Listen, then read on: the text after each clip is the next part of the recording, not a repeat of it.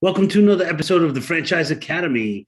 My name is Tom Scarta, and I am very happy that you're with us for another episode where we're going to talk about something that has really nothing to do with franchising this episode, but it is about military and military spouses. So there's a lot of good information, a little bit different, but I think you might really enjoy and love what you're about to hear. I have Surinda Goode with me. And Serinda is a military spouse, but has done a lot of grand things on military bases to help the military active duty and also their spouses. So I want to invite in Miss Goode. How are you, Serinda? I'm good, Tom. How are you? Listen, thank you for saying grand things. Well, I think anything that you can get done on a military base is grand. This is true. This is true. From my perspective, everything is, very locked down and secure, and it's hard to kind of do anything. It, it is, and I don't think you would really expect it any other way, but it's I will say for the time frame I have been on bases, it's been fantastic. Our service men and women out there are totally awesome. Yeah, they really are. I mean, I can't even, that's like a whole nother level, for me to even wrap my head around what men and women do and the, what they give up to serve the country. It's just like, it's so honorable in my opinion anyway. I just have such great respect. But, and we're going to talk about that. But I also wanted to, before I forget to mention it for the listeners, you have your own podcast and it's called The Good Show. Tell us about that. That is correct. I just recently launched it.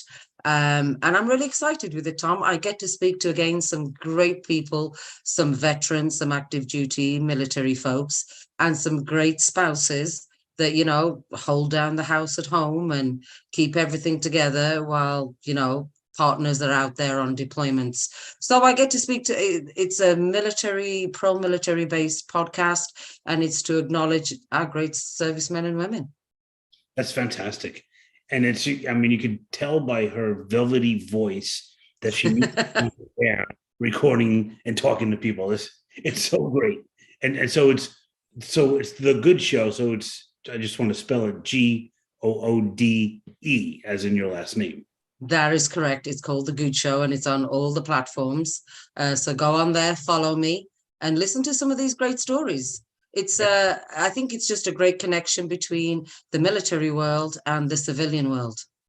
Right. And that's really the emphasis of the show that you produce, right? It's trying to be that liaison between the two worlds because they are kind of separate. Civilian, if you've never been in the military or if you don't have any military members in your family, it's very kind of back of your mind. You don't really think about it. No. And you really should be thinking about it because it serves such a great purpose in our society. I think it's because of those great men and women that civilians have the luxury of not thinking about it. Yeah. Well, that's a good way to say it. That is a good way to say it. But I'm always, I love to work with veterans and help them find franchises. Veterans are so great at business ownership because in franchising, it's all about systems, and the military is all about systems, regardless of which branch. And so we're actively trying to recruit military men and women. And I think that they don't understand the fact that this world is open to them. And on that topic, and I know that you want to talk more about this kind of stuff, the in franchising, there's an association, a huge association called the International Franchise Association. We call it IFA for short, and it's at franchise.org. They have what do you call it? They have a program called VetFran, which serves veterans and helps get them into business. And that includes discounts, SBA loans. I mean, it's very hands-on, and it's been in effect for, way more than 20 years. Well, I'm sorry, I interrupted you there, Tom, but that's really important, because I'd like you to come on the show as well and talk about that, because like you said, our veterans out there, as you go through the service, the one thing that I've realized with my own husband, after 30 years of serving, there's an element of conditioning, and their mind works in a way of just, what is the job? Let me get it done. And that's just the objective. So I think that veterans working for themselves already are a step ahead, because they have that mindset. They know they need to complete the mission. So going into some kind of franchise where there is also an element of support, I think is a great program. Oh, it's phenomenal. It's so great. And they get discounts on the franchise fees and special help. And that's the least that we can do to say thank you for their service. Yeah. Very least. I mean, so it's Vet Fran, and we'll talk more about that on your show as well. And the thing to know, though, is a lot of times, veterans coming out of the service don't have like a lot of money saved up. And so you don't need a lot of money to buy a franchise. People feel like, oh, I need $1 million. You don't. There's a lot of great franchises out there that cost the same as like a luxury automobile. Wow. You could make a lot of money with it if you're willing to do the work and do the marketing, all that stuff.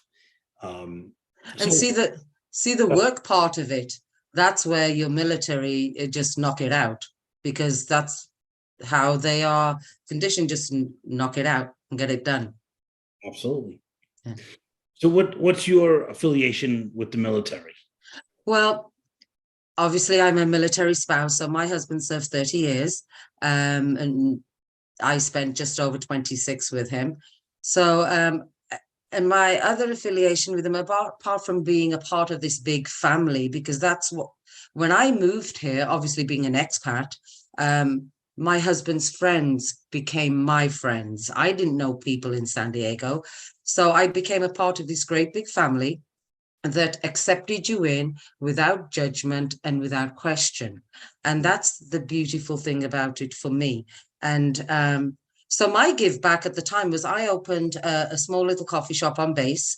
And this is where it really started rocking and rolling for me, because at those locations, I got to hear firsthand from these guys and these gals what their job entailed, how they felt about going on deployment, their first experience outside of the US.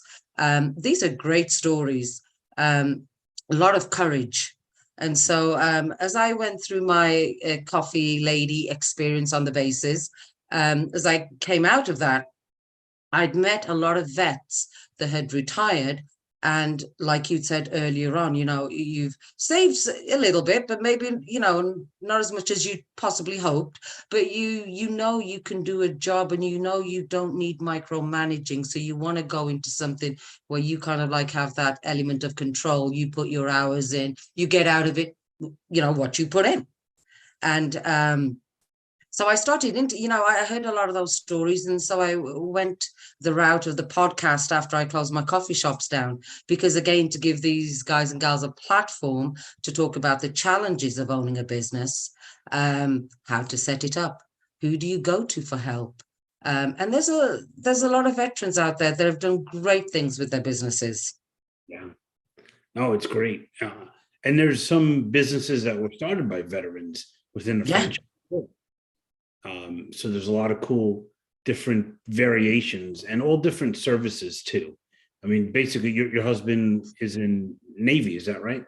That is correct. He retired from the Navy as a Command Master Chief. Oh, wow. Yeah. So you're obviously not from San Diego originally. Where are you from?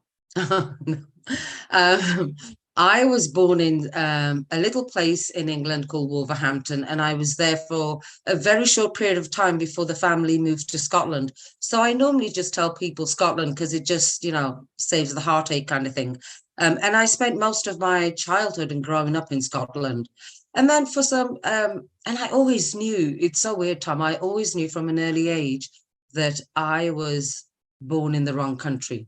I always felt I should have been born in America. Everything I watched on the TV. I mean, some people out there won't remember Starsky and Hutch, you know, but, but I was watching those Starsky and Hutch shows, you know. So anyway, you know, the Gulf War happened, the first Gulf War happened, and I found myself applying for a job as a flight attendant in the Middle East. And I remember my father saying to me, you know, you do realize a war's just broken out there. And I thought, yeah, but the economy is great. So I flew out to the Middle East and I worked as a flight attendant. And that, Tom, is where I got my first experience of the US military. Because whilst I was out there, the Khobar Towers had been bombed. And I lived in Bahrain, which is a little island joined by a causeway to Saudi. And we felt the reverberations. And for little old Indian girl coming from Scotland, I've never been in that kind of situation before, never felt anything like that before. And it was scary. I can't lie, it was scary. But the crazy thing was this: we were surrounded by the US military. So there was this comfort of knowing that, okay, excuse my French, but if shit goes down, all is good. Right. Yeah. You know, so that's where I first started, you know, interacting with the US military. And I was in Bahrain for quite some time. And then the inevitable happened. I met a sailor. Yeah, I met a sailor and moved to San Diego, and still with the same sailor. That's great. Yeah. Yeah, no complaints at all. I mean, you know, the Navy life, I think, for the partner that stays at home, because we also forget as well, spouses aren't just female, they're male as well, because there's some kick-ass women in the military, you know. And so for the partner that stays at home, you know, it's not for everybody, Tom. You know, it's not for everybody. You spend a lot of time by yourself. You've got to be self-sufficient. You know, if something's going to happen, you got to be able to take care of it. And I know for a lot of spouses, they've relocated from point A to point B. So now you're in a situation where you don't have any friends or you don't really know people. But I will say this, the Navy, and I'm sure the military, you know, all over, they have some great little get-togethers for spouses to keep everybody, you know, to keep that community camaraderie going as well. Yeah. Yeah. It's wonderful. And, you know, anything that we could do to help, you know, Yeah.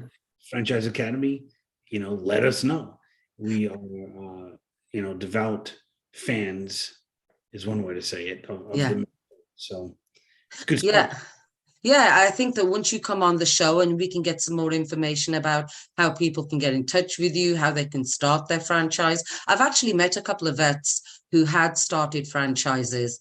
This was, you know, we're talking about over 6-7 years ago. And I really need to check in with them and see how that's going. Yeah. Yeah. Yeah. Hope they're doing great. What's your advice to someone who is thinking about starting a business or investing in a franchise? You know, I think, and this is going to sound crazy, but I think the one place where, you know, people fell, and I and myself included, you have to start. You've actually got to start. I went through a period before I opened my first business of putting a lot of things down on paper, business plans. And there's a lot of work involved in it. I think people think that once you own a business that, oh, yeah, it's all good. Well, if it was that easy and all that good, then everybody would be doing it, you know. You have to persevere, stay strong. You know, it's hard. It's not easy. You have to do a lot of research, but stick with it. Stick with it and stay the course. Right. You know. And you know, when you say stick with it, what we say in franchising is follow the system. Yes. Every franchise has a system, so follow the system. But I also like what you said. You know, you have to start. Yeah. So somebody was saying to me yesterday, literally, now that you mention it, former Marine in Charlotte. I was doing consultation with him, and he said, honestly, all sales aside, and I'm not a salesperson, but I'm just coaching people. He said, "Do you think that this is a good time to start a business?" I said, "Is it a good time to have a baby? Because there's no good time, you know." No, there isn't. And No. actually, if economy is slowing or whatever, that actually usually proves to be a great time to start, because you get kind of your druthers and you get your feet balanced, and then you ride a wave when you come out of that recession. Mhm. So it's a great time to start a business. And the other thing I tell people is this. It's, somebody said to me recently, they went, "Oh my gosh, Serinda, I'm scared." And I went, "You're meant to be. I mean, it's normal. You're meant to have, it's like before, people go on stage and perform and they have, nerves. You're meant to be nervous. And I always think that you never want to get to a place where you're that lackadaisical, because then it's kind of like you've lost that edge. You're meant to be nervous. The buck starts with you now and it stops with you. So there's a lot of responsibility in between. And as you grow your business, I know this, I mean, we've all done it, Tom. I mean, you have to pivot, like 5 million times, because what's on paper may not pan out, in real life. So you've got to change things around. But if you're smart enough to have that idea and to put it down on paper, follow through. Right. Yeah. Don't let the song die in you. You got to sing the song, so sing that song. It's so, I always share with people, when they're looking for a franchise, it's not about franchise A or franchise B, but what it really is the choice between uncertainty or unhappiness. Mhm.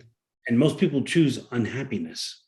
They do. And that breaks my heart, because they have the song in them. They know the notes, they just need to get up on stage and do it. And they're scared to do it. And so they just toil away at a job just to pay the bills, and it's sad, because you're denying the world of your talent. Yeah. And I used to tell my employees at the time, I used to say to them, "Listen, ladies, you spend about 85% of your life at work. You want to make sure you're in a job that either is teaching you something to get to the next stepping stone, or you're in a place where, It's 4:30. You enjoy it. Right. Otherwise, it's just not going to pan out, Right. Yeah. And it's great that you said that, because since you said that, I want to share something that I coach people on, because a lot of people, the phrase, if you love what you do, you never work a day in your life. Yes. And that's Yes. so true.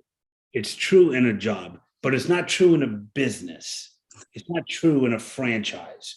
So what I mean by that is, hear me out. People will be like, "What are you talking about?" The thing is when you're in a business, you don't have to be passionate about it's not your hobby, Mhm. right? Try to do something that's your hobby, chances are really good you're going to fail, because you're not thinking the right way.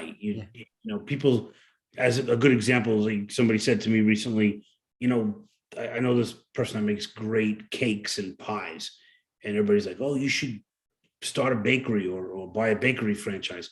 And I'm like, you have to realize that baking is 10% of the baking business. The 90% is the operations of marketing and employee hiring and retention and social media and all that stuff. It's not, the baking part, you got to hire somebody to bake, Yeah, this is true. And so you got to find a business in franchising anyway. I always say, find a business that'll give you the time and the money eventually, so you can do whatever your hobby or your passion is to your heart's content. I completely agree with you. And the other thing I think people need to think about is, I had somebody come to me a couple of weeks ago and they said to me, they wanted to open up a coffee business. So I was going to, give them some assistance. And every time we had a meeting, it was 4 o'clock in the afternoon. And one day I turned around to them and said, okay, we're going to meet next week. I'll see you at 0400 in the morning. And they went 0400. I went, okay, you're about to go into the coffee business, my friend. And if 0400 sounds early to you, you may want to think, are you a morning person or are you an afternoon person? Because if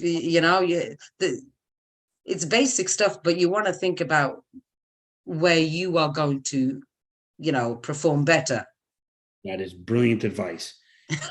I always share with people, there's two things that people seldom think about when they're starting a business. It's the number and the type of employees that you'll have and the hours that you're going to be open and operating.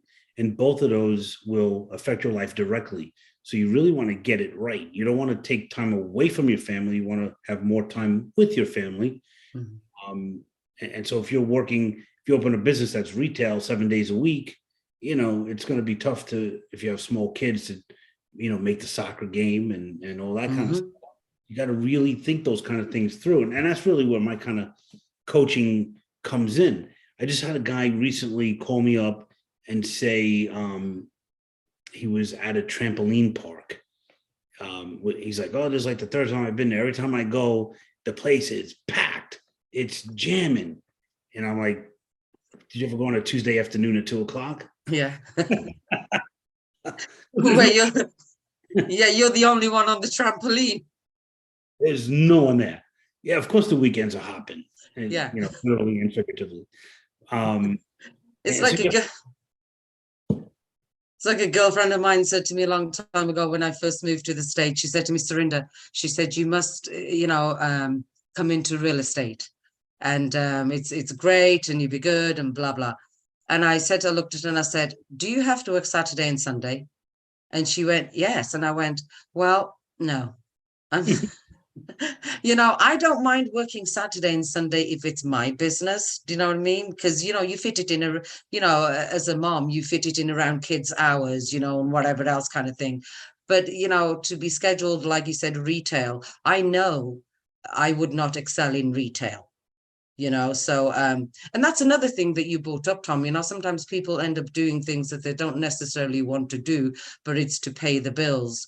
And I always say to people, well, if you have a business idea that you don't put into play, all you are doing is making the boss or the company you're working for more money instead of making that money for yourself. Right.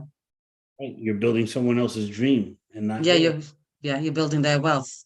Yeah, it's a shame, but that's what most people do, because we're taught from when we're little kids to go to school and get a job and be happy and shut up. And most people wake up somewhere around 40 years old and they're like, wow, it's a midlife awakening. Yeah. Some people call it a midlife crisis. I think it's a good thing. It's an awakening where you say, is there something else? Is there more to life? And yes, there is. And so many people's job chose them instead of them choosing the job. And that's what makes people frustrated, which leads to all sorts of negative things, drinking and all that, and drug, because they're unhappy and they can't put their finger on it. It's because you're not doing what you were meant to do on this planet. That's why.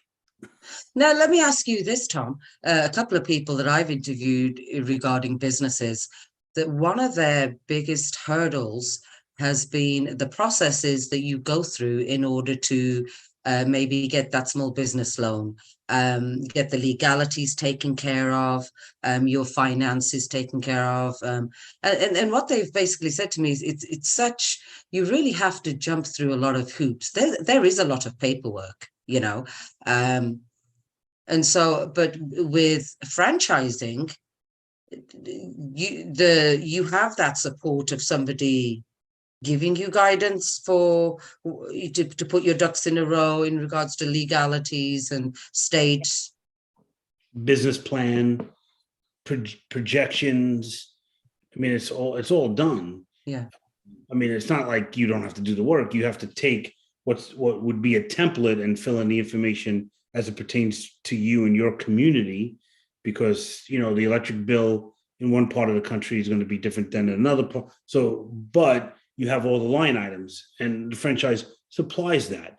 Moreover, we have resources for financing to the point where if you wanted to buy a certain franchise, my finance partner has money earmarked for certain franchises, where as long as you have a certain credit score and some collateral, you'll easily get a loan. And so the thing that people don't understand, I didn't understand this years ago, but banks have what they call credit boxes, which is another way of saying a goal. So the quarterly goal for this month is to do mortgages or do car loans or get more people to open up savings accounts, whatever it might be. And you walk in with a beautiful business plan and blah, blah, blah. And they're like, oh, yes, we'll finance you. No problem. They send it off to underwriters and it comes back denied. And it's denied not because it's a bad business plan. It's because their goal is to do mortgages, not business loans. And so we're able to go to certain banks all over the country that we know are financing businesses. And so we go right to the source, get the money, get it done. And to say what you were saying earlier, just get that mission accomplished. We do it in very efficient and effective manner, as long as the person, the prospective franchise owner is, carrying the water they need to carry, do the work they need to do, fill out the paperwork. That's it. We could get into loans. See, because I remember when I opened my first business 23 years ago, oh my gosh, I'm older than dirt. I remember when I went down to the SBA for some crazy reason, I thought that, if I filled out check the boxes, of being a female, being, brown, I'd get something. all I really got was more paperwork to fill out. And in the end, it was a hoopla. And from my understanding, 23 years later, it's still a hoopla. And I would like to speak with somebody from the SBA local in regards to how they are helping the vets, is there special, what are the guidelines for getting registered as a service, disabled vet-owned business? What are those guidelines? And how can the service member access this information readily and easily? Because it seems to be like, you're trying to find the treasure. Right. No, and they make it so difficult. But because it's a bureaucracy, so everything is tougher than it should be. But there is ways, and I offline, I'll connect you with some people that will be able to help you and help veterans and all your folks by extension. You might even have some of those folks on your podcast. Yeah, I think it would be. I do believe that people are trying to do better in getting veterans established. With businesses or getting them into the workplace and providing programs. I'm covering a lot of foundations and a lot of causes that are out there. And I'm realizing, I'm educating myself as I do this, because initially I thought, why doesn't everybody just join together, one big foundation, and there you go, voila, problem solved. But as I've started to go through, I've realized that, certain charities, foundations focus on certain skills. Like I just had a wonderful tour of a facility, and I have to give them a shout out, Workshops for Warriors, where they focus on manufacturing, because right now we've got over 800,000 jobs in the US that are just sitting there, and we don't have skilled, labor, workers to go in and fill them. And so this foundation is putting, veterans through, again, out the other end. And I've explained this to somebody, out the other end, you can create your own business, right. Like trades. I was just involved in a discussion with trades, and a very smart kid. He's like, I'm going to go to trade school, going to do my plumber stuff, work for somebody for a couple of years to get experience, and then I'm going to go build something myself. I mean, that's great. Yeah, that is fantastic, actually. Yeah. It's recession resistant. It's Amazon resistant. It's, that guy's that guy will be set up, and he'll command a salary that will blow your mind as a plumber. It's funny that you mentioned it's Amazon resistant, because somebody else just said to me the other day that if you're not selling on Amazon, you're not doing business. And I don't know if I 100% agree with that. I mean, I don't know about that, because there's some things obviously you just can't sell on Amazon. But yeah, I mean, there are people out there that have got great ideas. Just got to start, follow up, follow through, and be persistent. That's the other thing. You have to be persistent regardless of who it is you have to communicate with. It's so stay the course. Yeah. No is not a no. No answer is not. Yeah. It's just not yet. So one last question for you, and then we have to unfortunately break. But I want to ask you about a myth that you might be able to break here on this show. That's how I always end my shows. Is there a myth about military or military spouses or military bases or something like that you might There's a lot of myths, Tom. Where do we start? Well, I tell you, I'm going to keep it above board. One of the myths that I came across business-wise, when I initially spoke to somebody and I said that I am going to open a business on base, I'm going to open a coffee shop on base, they said to me, dealing with the US military in regards to doing business on military installations is a no-no. It doesn't happen unless you are a large corporation, and that kind of deal. And it's a myth, Tom, because I was like a dog with a bone, and I stayed the course. And I think if you dot your I's and cross your T's, as in any other workplace as well, put together something that makes sense. I think it's human nature almost in this day and age where people just go, nah, I don't want it. Automatically, the first thing, nah, I don't want it, don't need it. Because they always think it costs them something, I was persistent with the Navy Exchange Command. They were very, very thorough with their background check, and with everything that they wanted. So it's a myth. You can do business with the Navy Exchange Command and you can get onto your base, but make sure that you have your shit squared away, because they will look at everything. Good. Great advice. Hey, Serinda, thank you so much for being on the Franchise Academy. It's just your insights are so great. I'd love to stay in contact with you more. And if someone wants to reach out to you, what's the best way to reach you? They can go to my website, which is thegoodeshow.com. You can also email me on info@thegoodeshow. Tom, I have to say, it's been a pleasure. It's always good to talk with you, Tom, and you look great. And I'm looking forward to having you on the Goode Show podcast. I cannot wait. Please get me the invite and we will do it. Absolutely, Tom. Mission accomplished. Thank you so much. Thank you, Tom. Take care.